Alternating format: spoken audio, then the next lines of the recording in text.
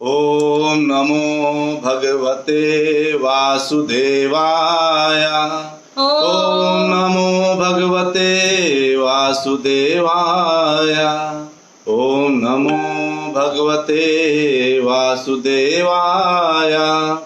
नारायणं नमस्कृत्य नरं चैव नरोत्तमं देवीं सरस्वती व्यासं ततो जयमुदीरयेत्। नष्टप्रायेषु अभद्रेषु नित्यं भागवत सेवया भगवती उत्तमा श्लोके भक्तिर्भवति नैष्टिकी। ओम अज्ञानतिमिरान्धस्य ज्ञानजनशलाकया चक्षुन्मीलितं येन तस्मै श्रीगुरुवे नमः। श्रीचैतन्यमनोभीष्टं स्थापितं येन भूतले स्वयं रूपः कदा मह्यं ददाति स्वपदान्तिकम्। वन्देऽहं श्रीगुरु श्रीयुतापदकमलं श्रीगुरून् वैष्णवांश्च श्रीरूपं सागरजातं सहगण रघुनाथान्वितं तं सजीवं साद्वैतं सावधूतं परिजनसहितं कृष्ण चैतन्यदेवं श्रीराधा कृष्णपादान् सहगण ललिता श्रीविशाखान्वितांश्च। हे कृष्ण करुणा सिंधु दीनबन्धु जगत्पते गोपेश गोपिका कांता राधा कांत नमोस्तुते। तप्त कांचन गौरांगी राधे वृंदावनेश्वरी वृषभानुसुते देवी प्रणमामि हरिप्रिये। वाञ्छाकल्पतरुभ्यश्च कृपा सिन्धुभ्यैव च पतितानां पावनेभ्यो वैष्णवेभ्यो नमो नमः। जय श्री कृष्ण चैतन्य प्रभो नित्यानंद श्री अद्वैत गदाधर शिवास आदि गौर भक्तवृंदा। हरे कृष्णा कृष्ण कृष्णा हरे हरे हरे रामा राम रामा हरे हरे।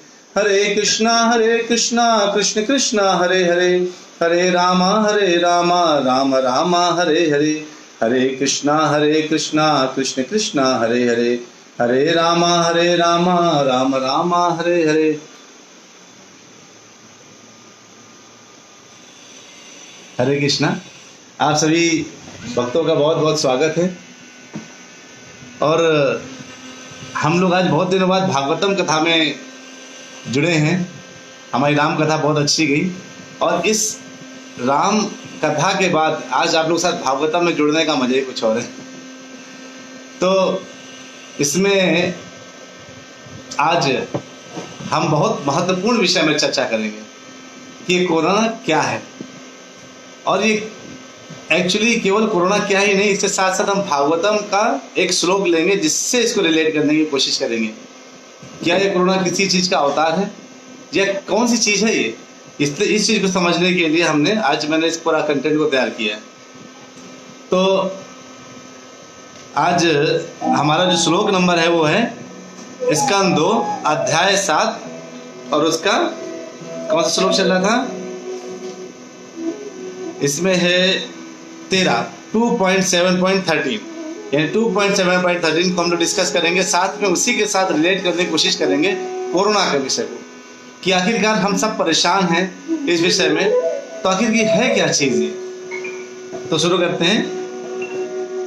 क्षीरो दधावमर दानवयुपथपानाम उन्मत्तामृत लब्धय आदिदेवः दृष्टेन कच्छप वपुर्विदधार गोत्रम निद्राक्षणोद्री परिवर्तक कषाण कंडू। कहते हैं एक समय की बात है जब क्षीर सागर में क्या हुआ था? मंथन हुआ था। कहते हैं जब क्षीर सागर मंथन हुआ। अभी हम लोग क्या पढ़ रहे हैं? भगवान के अवतार पढ़ रहे थे इस वाले चैप्टर में। तो सारे भगवान के अवतार का क्या छोटा छोटा सा केवल उनके बारे में सुन रहे थे। जैसे मैं बोलता हूँ ना कि जैसे ट्रेलर होता है कि हाँ ये अवतार भगवान के, अभी सारे अवतार के विषय में आगे भागवतम में चर्चा मिलेगी। तो जो है इसमें कहते हैं कि क्षीर सागर में उद्भव। तो एक ये क्षीर सागर कहीं पृथ्वी लोक में नहीं है। ये कौन से लोक में? सारा ऊपर के लोकों में, उच्च लोक। यानी कहा क्षीर सागर एक अलग भगवान विष्णु के लोक में है।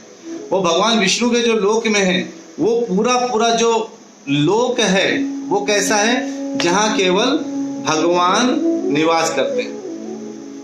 अब जब भगवान निवास कर वहां पर हैं और क्षीर सागर में, और वहां पर क्या हुआ? तो जब देवता लोग गए कि बार बार राक्षस आके ऐसा कर देते हैं। तो भगवान ने कहा तुम लोगों को तो अमर होना चाहिए, चिंता ना करो, यानी जब तक ये ब्रह्मांड है एटलीस्ट तब तक तो तुम्हें होना ही चाहिए।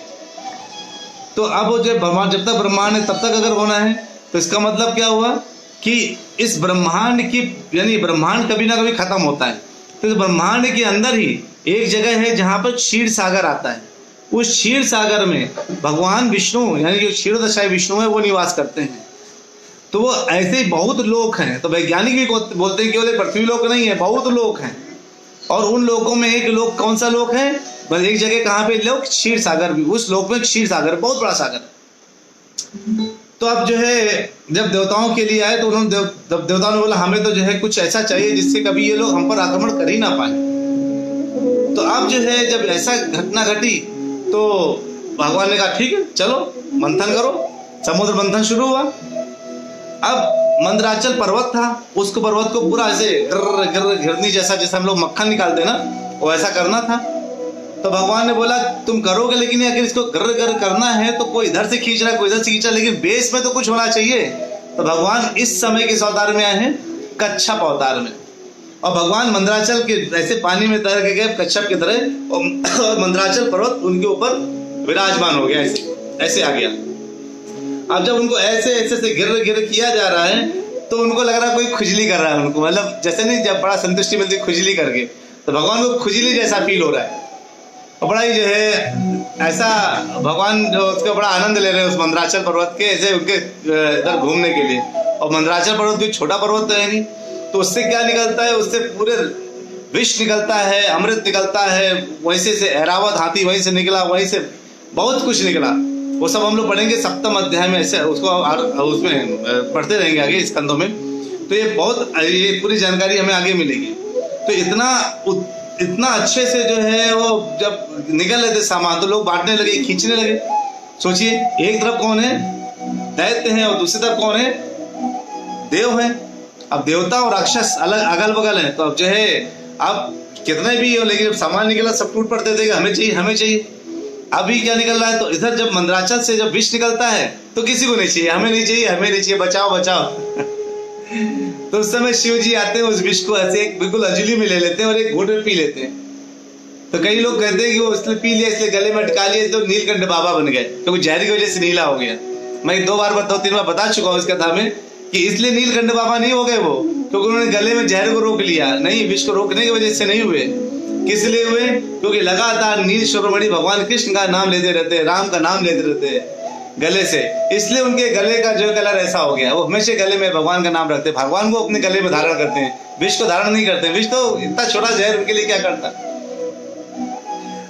अब जो है इधर कहते हैं, शास्त्र बोलते हैं, स्वामी बोलते हैं, कई लोग अरे सब झूठ मूठ है, कोई कथा नहीं, सब कहानियां हैं, काल्पनिक कथाएं। जो काल्पनिक कथाएं मूवी में देखने जो जाते हैं तो वहां पे कैसी कथाएं आती हैं, उसमें लिखा होता है, पहले ही पिक्चर के पहले आप देखिए उसमें क्या लिखा होता है, ये जो पिक्चर आप देखने जा रहे हैं ये पूर्णतया काल्पनिक है, इसमें कुछ भी संबंधित नहीं है, इतना स्पष्ट शब्दों में लिखा होता है। और उसको हम जो है क्या बोलते हैं, बोल बोल करके कि अरे, वो जब देखते हैं उधर कोई खुश होता है तो हम खुश हो जाते हैं, वहां रोते तो हम भी रोने लगते हैं। हम उनको सच मान लेते हैं, वहां होने वाली घटनाओं को हम सच मान लेते हैं, और यहाँ होने वाली जो घटनाएं हैं, जो यहाँ पे जो हो रहा है उसको जो है हम काल्पनिक मान रहे हैं। ये कलयुग का प्रॉब्लम है। तब हम जो है, अब ये लोग कहते हैं, अब हमसे कई लोग क्वेश्चन पूछे, प्रभु जी ये कोरोना कहाँ से आया है, क्या ये भगवान है जो सबको मारने आया है, या ये राक्षस है जो सबको सताने आया है, ये कोरोना आया कहाँ से है। अब ये कोरोना कहाँ से आया, ये प्रश्न तो जो है बड़ा ही टफ क्वेश्चन, कठिन क्वेश्चन है। तो मैंने बहुत इसको विचार किया, बहुत लोगों से डिस्कस किया, लेकिन जब अंत में जो रियलाइजेशन ये मुझे हो रहा है, इसीलिए कल हमने एक इमेज बनाई थी, वो सबको मैंने गोविंद में फॉरवर्ड किया था कि नेचर इज टेकिंग रिवेंज, प्रकृति बदला ले रही है, प्रकृति जो है बदला ले रही है। कैसा, कहीं कौन सा प्रकृति क्यों बदला ले रही है। भगवान कहते हैं साफ साफ भगवत गीता में, ममय वांशो जीव लोके जीव भूता सनातना। अब जीव मतलब क्या, जीव मतलब केवल हम लोग इंसान नहीं, भगवान के लिए जीव कौन है पता है, चींटी से लेके ब्रह्मा तक पेड़ पौधे, समस्त प्रकार के चर अचर, सब कुछ भगवान के लिए जीव है जो भगवान से निकले हैं। कहते सभी मेरे अंश हैं, लेकिन किसी को मैंने ताकतवर बना दिया है, किसी को मैंने कमजोर बना दिया है उनकी स्थिति के अनुसार। अब अगर कोई जो ताकतवर है वो क्या कर रहा है, कमजोर पर आक्रमण कर रहा है और उसे परेशान करता है। कल अगर आप लोगों ने किसी ने इमेज देखा हो जो मैंने शेयर किया था, उसको मैंने बैठ के सोच के बनाया। मैंने कहा यही एक्चुअली में हो रहा होगा। यानी जब हम चिकन काटते हैं या किसी, मैं देखा एक दो शॉप में देखिए, वहां पे मैं देखता हूँ एक दो लोग अपने हाथ में गोद में बच्चा लेकर के जाते हैं चिकन कटवाने के लिए, और बच्चा ऐसे देख रहा होता कटते हुए। मैं सोचता हूँ इस बच्चे के हृदय में क्या जाता होगा, इसकी मानसिकता में क्या बनता होगा। ये किस चिकन को जो तड़प रहा है, ऐसे खड़खड़ कर रहा है, उसके सामने उसको काटा जाता है तो बच्चा क्या सोचता होगा। मुझे ऐसा अंदर से महसूस होता है और मैं बहुत दुखी हो जाता हूँ उस बच्चे को देख करके। बड़े लोग तो चलो जिसने जीवन में ऐसा सब कुछ किया वो ठीक है, लेकिन बच्चे के हृदय में भी। तो मैं जब इसकी पूरी खोजबीन कर रहा था तो मुझे ऐसा महसूस हुआ कि जितने प्रकार के पूरे विश्व में हम हत्याएं कर रहे हैं, लगातार खून कर रहे हैं, लगातार डेली हत्या कर रहे हैं, डेली मांसाहार हो रहा है, डेली सोचिए कितनी आत्माएं निकलती होंगी। मान लो किसी जीव को जिंदा रहना है 1 साल, आप हमने किसी ने जो है मिल करके 3 महीने में काट के खा लिया, तो क्या हुआ, कट गया, मर गया, उसकी आत्मा कहीं तो रहेगी। अब वो आत्मा के अंदर क्या है, भगवान कहते हैं इस पूरे विश्व में एक ही चीज भगवान ने सेट बना रखा है, वो किसी के लिए उधार छोड़ते नहीं है। अगर आप किसी का कर्ज लेकर के मर गए तो आपको वापस कैसे आना पड़ेगा, वो कर्जा देने आना पड़ेगा। और कोई आपसे कर्जा लेकर के मर गया तो वो उसको देने आना पड़ेगा। यानी किसी ने कर्जा, जैसे आपने किसी को कर्ज दे दिया तो वो अगले जन्म में आपको देने आएगा तो आपको लेने आना पड़ेगा। यानी सब कुछ ऐसा सिस्टम है। आपने किसी को मारा 1 थप्पड़ और उसने सह लिया तो अगले जन्म में आपको थप्पड़ खाने के लिए आना पड़ेगा। ये बिल्कुल एक ऐसा प्रकृति का नियम है जिसको हम रोक नहीं सकते। इसलिए साधु संत क्या करते हैं, इन सब चीजों से दूर हो जाते हैं। अगर आप भला काम करेंगे, अच्छा काम करेंगे तो उसका भोगने के लिए आना पड़ेगा, और भोगने के लिए आएंगे फिर कोरोना आएगा, पूरे टाइम डसता रहेगा। और बुरा करेंगे तो उसको भोगने के लिए आना पड़ेगा। अच्छा कर्म करिए चाहे बुरा कर्म करिए, भोगने तो आना पड़ेगा। अच्छा कर्म करेंगे तो इसलिए भगवान कहते हैं अकर्म, कर्म मत करो, विकर्म मत करो, अकर्म करो। अकर्म मतलब मुझसे संबंधित कर्म करो। अच्छा, भगवान से संबंधित कर्म करते हैं तो क्या होते हैं, भगवान क्या कहते हैं, तुम्हें क्या क्या चीज सजा रहा है। जरा मरण मोक्षाय मामाश्रित यतन्ते, जो जरा और मृत्यु से बचना चाहते हैं, मोक्ष प्राप्त करना चाहते हो, मेरी शरण में आ जाते हैं और मेरी भक्ति करने लगते हैं। इसका मतलब है कि एक रास्ता भगवान ने दे दिया, खोल दिया कि देखो यही अकर्म है। तो कहेंगे प्रभु जी हम पूरे दिन भक्ति करते रहे। अरे भगवान ये नहीं कहते, अर्जुन से थे ना बोला कि तुम युद्ध छोड़ दो, कहते तुम युद्ध करो, मुझे ध्यान में रखे करो, नौकरी करो, खाना बनाओ, घर की सफाई करो, बच्चों को पढ़ाओ, सब कुछ करो जो कर रहे हो, लेकिन पूरे टाइम ये मत भूलो कि तुम नहीं कर रहे हो, ये मैं कर रहा हूं, बस इतना ध्यान रखो। तो अब ये कोरोना यानी जब आया, इतनी तीव्रता से आया, हाहाकार मचा दिया, तो जितने जीव जंतु पूरे विश्व में मारे जाते हैं डेली, सोचिए कितना। अगर आप देखें मशीनें लगी हैं बड़ी बड़ी मारने के लिए, बड़ी बड़ी मशीनें, वो जीव जंतु सब मर रहे हैं लाइन से। तो उनको बदला लेने के लिए मुर्गा कैसे बदला लेगा बताइए। मुर्गा बेचारा अब तो देख रहे कितना कमजोर प्राणी, बस गर्दन काटी कोई करता रहता, बेचारा तड़पता रहता जाली के अंदर बैठे बैठे, वो कैसे बदला लेगा। तो सबको बदला लेने का एक पूरा मौका दिया गया है, जाओ। और जब वो अटैक होगा तो मान लीजिए आपकी सेना लड़ने गई है और वहां पर दूसरी सेना भी है जो क्या कर रही है, तो एक सेना लड़ने गई आपकी, उधर बहुत सी सेनाएं पाकिस्तान से या किसी दूसरे देश से भागी चली आ रही हैं, और इंडिया से 4 लोग पहुंचे तो देखा वो तो बिल्कुल बहुत तेज आ रहे हैं, तो आप एक बम, बहुत बड़ा वाला बम फेंक दिए। तो ऐसा नहीं कि केवल पाकिस्तानियों को देख देख के मारेगा वो बम, ब्रह्मास्त्र नहीं है। ब्रह्मास्त्र तो केवल उसी को मारता था जिसके लिए छोड़ा गया।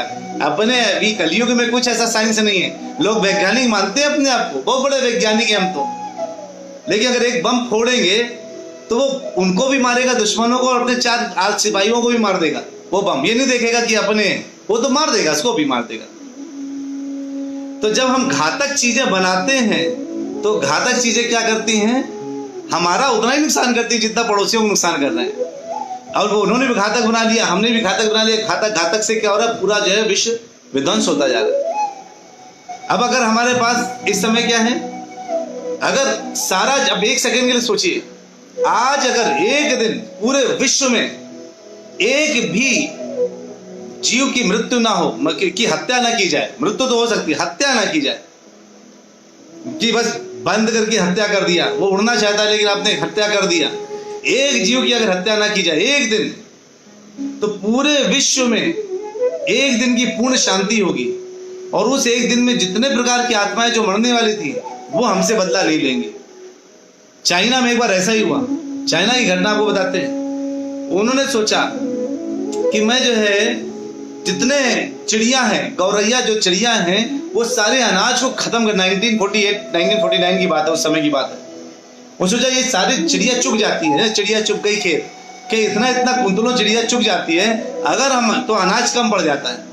अगर हम एक काम करें कि जितनी भी दुनिया की चिड़िया हैं, मतलब चाइना में जितनी गौरैया है जो चिड़िया चुगती हैं आकर के, उन सबको अगर मार दें तो चुगने वाला काम खत्म हो जाएगा, यानी इतना अनाज हम बचा सकते हैं। तो उन्होंने मिशन लगा दिया कि मारो गौरैया मारो। लोग मारते थे बहुत, आप गूगल करिएगा, मारते रहे, खूब मारा उन्होंने, इतना अनलिमिटेड मारा कि चिड़िया बिल्कुल करोड़ों की मात्रा में चिड़िया मारी गई, और चिड़िया बिल्कुल नामो निशान नहीं देगा चिड़ियों का।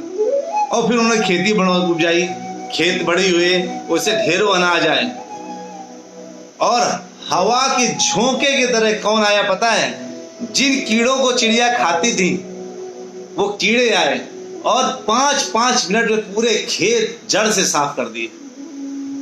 आपके वो कीड़े इतने कहां से आ गए? अरे जिन चिड़ियों को मारा वही कीड़े बन के आए हैं, तुम्हें नाश करने के लिए आए, विनाश करने के लिए आए, विध्वंस करने के लिए आए। और वो 2-3 साल चाइना के लिए ऐसे रहे कि करोड़ों लोग भूख मरी, तड़प के मरे, भूख की वजह से मरे। प्रकृति बदला लेती है। ये मत सोचिए कि आज मैंने कुछ कर दिया और मुझे कल तो बड़े आराम से जीवन निकल जाएगा, ये असंभव है, असंभव। प्रकृति के साथ खिलवाड़ तो प्रकृति आपके साथ खिलवाड़ करती है। जब करती है तो ऐसे हाहाकार मचता है। मैंने अभी साक्षात देखा, मेरी खुद की बहन परेशान हुई और मैंने देखा तब मैंने देखा असली रूप हॉस्पिटल का। एक जगह लाइन लगी है मरने वाले लोगों के लिए कि वो कैसे कैसे मर रहे हैं, कैसे कैसे तड़प रहे हैं। उनको हॉस्पिटल में जगह नहीं है, डॉक्टर नहीं है, मार रहे हैं, हटो हटो, नहीं है जगह, हटो, जाओ बाहर, यहाँ से बाहर जाओ, कहीं और जगह मरो। आज स्थिति है कि इंसान से डर रहा है। पहले इंसान कुत्ते से डरता था कि बाइक के पीछे भगा लेंगे, शेर से डरता था, सांप से डरता था। आज इंसान से डर रहा है, भैया 6 फीट दूर रहना मुझसे, कहीं तुमसे मुझे कुछ हो ना जाए। पहले कुत्ते से, रेबीज की वजह से लोग भागते थे, चूहों से डरते थे, चूहे आते थे कि चूहे से जो है ये प्लेग फैल जाएगा। मच्छरों से डरते थे, मच्छरों से कि अरे इससे तो डेंगू हो जाएगा। और आज किससे डर रहे? इंसान से। अरे इंसान अगर आ गया तो हमें कोरोना हो जाएगा। इस स्थिति को गहराई से समझने वाली बात है। हमें विश्व में ये बता देना चाहिए कि भगवान अपने, जैसे भगवान हर अवतार में आते हैं, लेकिन इस समय ये भगवान का अवतार नहीं, चिंता न करिए। भगवान कभी भी इतना विध्वंस करने के लिए नहीं आते, वो केवल क्या कहते हैं, उसका विनाश करने के लिए आते हैं जो साधु नहीं है। परित्राणाय, वो जो परित्राणाय साधुनाम विनाशाय, जो दुष्टों का विनाश करने आते हैं। यहाँ तो सब लपेटे जा रहे हैं। नहीं, कोई राक्षस भी ऐसे हैं जो देखते हैं ये बच्चा इसको छोड़ दो, ये बूढ़ा इसको छोड़ दो। केवल जवान के लिए राक्षस अटैक करते थे, या तो यज्ञ समापन करते थे और ऐसा करने यज्ञ को खत्म करते थे वो लोग। लेकिन ये जो है ये राक्षस तो बड़ा खतरनाक है। ये राक्षस नहीं है, ये हमने बोया था। एक शिकारी था जो एक जगह से जा रहा था, बहुत सालों बाद उसी जगह से निकला था, और उसके पैरों में एक बहुत बड़ा कांच कस के घुस गया और रो के बैठने लगा एक जगह। उसने बाद में विचार किया कि मुझे इतना तेज कांच लगा है, ये कांच जंगल में कहां से आ गया? ये तो पूरा जंगल है, यहाँ कांच कौन डाल के चला गया नीचे? फिर उसको याद आया कि आज से 12 साल पहले वो जानवरों को पकड़ने के लिए यहाँ कांच बिछाया करता था। वही शिकारी जानवरों को पकड़ने के लिए कांच बिछाता था, आज वही कांच उसके पैरों में घुस करके उसको जो है खून निकाल रहा है। हम नित्य प्रतिदिन देखिए सड़क पे जिस रास्ते से जा रहे हैं, कट रहा है, चिकन कट रहा है, मटन कट रहा है। क्यों? क्योंकि बेचारा वो बे कर सकता है, क्वैक क्वैक कर सकता है, मरने के लिए तैयार है। और हम आराम से मार देते हैं, हमें पता नहीं चलता हमने क्या कर दिया, और हमारी थाली में आ भी जाता है, हम बड़े चाव से खा भी लेते हैं उसको। कर तो लिया, खा तो लिया, अब वो जब वो वापस आया पूरे फोर्स के साथ, तो डर रहे हैं, अरे कुछ हो ना जाए, अरे कुछ हो ना जाए, अरे हमने इतना पाप कर रखा है कि अब कुछ हो भी जाए तो टेंशन मत लीजिए। तो एक भगवान अलग अलग अवतार में आए हैं, वो जिस समय जब जरूरत होती है उस अवतार में आते हैं, और हमेशा अपनी आवश्यकता अनुसार अपना शरीर बदल लेते हैं। इस समय सब लोगों के लिए बहुत आवश्यक है। जब मैंने जो बोला कि अपनी सेना के लोग मरते हैं, कहने का मतलब ये था कि जब ये अटैक करा है, उस हमारे सारे जितने विश्व के लोग हैं, उन्होंने इतना पाप कर रखा है, उसका उनका पाप वापस आकर के कोरोना के रूप में आया है, और सबको अगर हत्याएं करने में लगा है, तो आत्मरक्षा जरूरी है। संतों साधुओं के लिए, सबके लिए आत्मरक्षा बहुत जरूरी है। आत्मरक्षा के लिए जो दिए गए विषय हैं उनको जरूर फॉलो करिए। साथ में क्या है, खत्म हो गए हैं यज्ञ। पहले यज्ञों से राक्षस डरते थे, आज खुल गए हैं, जितने हवन बंद हो गए, हॉस्पिटल खुल गए हैं। हमें लगता है हॉस्पिटल हमारी रक्षा करेंगे, लोग हॉस्पिटल भागते जैसे वो हमारा जीवन रक्षक है, वहां भागेंगे। लेकिन सच्चाई तो एक ही चीज है, हमें हवन करना चाहिए, यज्ञ करने चाहिए भगवान। और आज की तारीख में सबसे इंपॉर्टेंट क्या है, नाम जप, नाम यज्ञ करते रहिए, क्योंकि यही हमारी रक्षा करने वाला है। हमने साक्षात अभी देखा, हम लोग बहुत परेशान हुए। हमारे स्वयं की बहन जिनको कोविड का केस निकला, ऑक्सीजन लेवल बिल्कुल डाउन हो रहा था, उस समय उस परिस्थिति में हमको लगा कि ये बिल्कुल सब कुछ लगता है, और कहीं एक जगह नहीं, एक सीट नहीं हमने देखा। लेकिन पूरे टाइम हमने अपनी बहन को एक ही चीज बोली, सांस से नहीं बोल पा रहे हो तो मन से बोलो, हरे कृष्ण कृष्ण कृष्ण हरे हरे, हरे राम राम राम हरे हरे। मेरी माता ने 24 घंटे, जो वैसे भी 24 घंटे भक्ति करती हैं, जब सोते हुए सपने में भक्ति करती हैं, जगने में भक्ति करती हैं। मेरी पत्नी बिल्कुल, मेरे बच्चे सब, जितने मेरे फैमिली के जितने लोग हैं, सब केवल हरि नाम जप करते रहे ताकि उनको रक्षा मिले। एक दिन के अंदर वो पूर्ण रूप से ठीक हो गई, सारा उनका वापस ऑक्सीजन लेवल वापस। लोगों को 9-9, 10-10 दिन लग रहे हैं, क्यों? क्योंकि नाम जप का सहारा लेना है। कल हॉस्पिटल गए और आज हॉस्पिटल से वापस अभी आ गए, बिल्कुल एक दिन के अंदर वापस आ गए।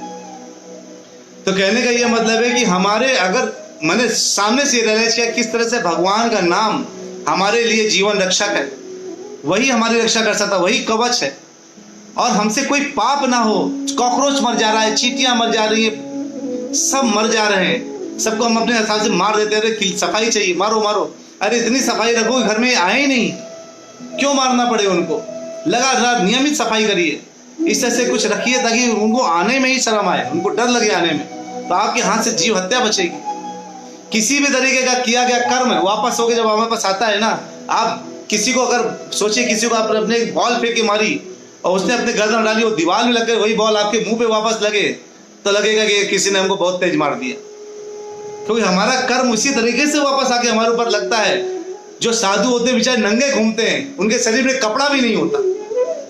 साधु संत होते हैं ना, शरीर में कपड़ा नहीं रखते। सुखदेव गोस्वामी तो पूर्ण नंगे घूमते थे, नग्न, यही जो बोल रहे कथा, अपने शरीर में एक कपड़ा नहीं रखते थे, लेकिन एक मच्छर उनको नहीं काटता था, एक सांप उनको नहीं काटता था, क्योंकि उन्होंने कभी कोई पाप किया ही नहीं। जीवन में जिसने कोई पाप नहीं किया उसको कोई क्यों रिवॉर्ड करेगा? प्रकृति ऐसा नहीं करती, नेचर उन्हीं के वापस आएगी जिसने कुछ ना कुछ कर रखा है। हाथ जोड़कर विनती है आप लोगों से, इस जितना हर जगह मांसाहार पोजीशन से लगातार काटा जा रहा है, वहां एक ऐसा प्रचार करिए कि वहां सब कुछ कम से कम कुछ दिनों के लिए ये पाप, जघन्य पाप से लोग बचे, और पूर्ण शांति और पूर्ण लगन और पूर्ण श्रद्धा और पूर्ण भक्ति के साथ अपना जीवन व्यतीत करें। मैं बता रहा हूं कि अगर सब लोग पूर्ण भक्ति के साथ और पूर्ण श्रद्धा के साथ, आत्मविश्वास के साथ 1 महीने पूरे सतोगुण जीवन के साथ, सात्विकता के साथ, और जो बताया जा रहा है जितने भी आपको कि मास्क लगा के रहिए, और मास्क में भी बड़ा सुनने में आ रहा है, इसलिए घर में ही मास्क बनाइए, बाहर की जरूरत नहीं है। एक कपड़ा लीजिए, उसे काटिए, उसे मोड़ करके खुद ही मास्क बना लीजिए, बांध करके अपने हाथ से सील करके, वो सुरक्षित मास्क है। बाहर के मास्क भी आपको जो जीव दे रहे हैं वो बहुत नुकसान पर जीव दे रहे हैं। घर की मास्क पहन लीजिए पूरा सुरक्षा के साथ और सात्विकता के साथ, घर में बिल्कुल सात्विक हो जाइए, बाहर मत निकलिए। ऐसे करके जितना जरूरत है उतना ही निकालिए। बाहर चाहिए तो बाहर ही स्वच्छता करिए। कोरोना हमें स्वच्छता सिखा रहा है, बाहर ही आप स्वच्छ होकर के अंदर आइए और अपने आप को बचाइए और भगवान की भक्ति में लग जाइए। ये शरीर भगवान की भक्ति के लिए, जो इस समय भक्ति से बड़ा साधन कोई नहीं है। हर जगह फैलाना है राधा कृष्ण बोल बोल बोलो रे सबाई। सब लोग राधा कृष्णा बोलो, हरे कृष्णा बोलो और अपने आप को रक्षा करो। मेरे हृदय से कुछ लाइनें निकली थी, पंक्तियां निकली थी, मैं चाहता हूं आपके सम्मुख प्रस्तुत करूं। मैं कल काफी द्रवित था इस चीज के लिए कि जो है ये कोरोना कौन है, कहां से आया है। तो मेरे हृदय में जब आ रहा था तो मैंने जो है सोचा 4 लाइनें लिख दी हैं, उनको आप सुनिएगा। हृदय से निकली ये बातें हैं। इस धरती के हर कोने में कैसा अंधकार है छाया, काल स्वयं कोरोना बनकर जैसे यहाँ हो डसने आया। टूट पड़ा है लोगों पर इतनी बर्बरता से, ये देखो धूं धूं जलती लाशें हैं और कईयों को कतार में पाया। कैसा जीव है कोरोना ये, ना दिखता ना सुनाई देता, ना दुर्गंध न गंध है इसमें, ना स्वाद है ना स्पर्श ही देता। ना दुर्गंध है न गंध है इसमें, ना स्वाद है ना स्पर्श ही देता। तब भी भयंकर राक्षसों से बड़ा देखो ये जान है पड़ता, खींच रहा है प्राण देह से जैसे दुस्शासन चीर है हरता। हे करुणा के सागर कृष्णा, बढ़ा लो सुदर्शन की अब धार, कंस कुंभकर्ण रावण से भी खतरनाक इसका है प्रहार। जो भी मिलता उसको खाता, ना देखे बच्चा बूढ़ा और जवान, साधु न देखे संत न देखे कर रहा भयंकर अत्याचार। हे करुणा के सागर कृष्णा, बढ़ा लो सुदर्शन की अब धार। ये मेरे हृदय से निकली हुई लाइनें थी, आपके सामने मैंने प्रस्तुत किया। आप लोग जो है बस भगवान से विनती करें कि हे सुदर्शन चक्रधारी, हे रखवाले, आप सबकी रक्षा करते, हम सबकी रक्षा करें। और कृपया अपने शरीर को बिल्कुल सोचिए कि ये शरीर भगवान की भक्ति के लिए लगा दीजिए। अब हरे कृष्ण महामंत्र के साथ हम लोग अल्पविराम लेंगे। बहुत बहुत धन्यवाद, आपने पूरे सुना। और आज ये चर्चा मैंने जानबूझ के इसकी रखी कोरोना की, ताकि आप सब लोग इस विषय को बहुत गंभीरता से लें कि ये हमारे ही पाप है जो वापस आते हैं। हमको पाप करने से बचना चाहिए। छोटे से छोटे जीव भी हमसे प्रताड़ित ना हो, चाहे मच्छर है, मक्खी है, चींटी है, चीता है, कोई भी जीव हमसे प्रताड़ित ना हो। बहुत बहुत धन्यवाद। मिलते हैं एक ब्रेक के बाद कल फिर से 9:30 बजे भागवतम में आगे कथाओं में। हरे कृष्णा कृष्ण कृष्णा हरे हरे, हरे रामा राम राम हरे हरे। हरि बोल। हरे कृष्ण।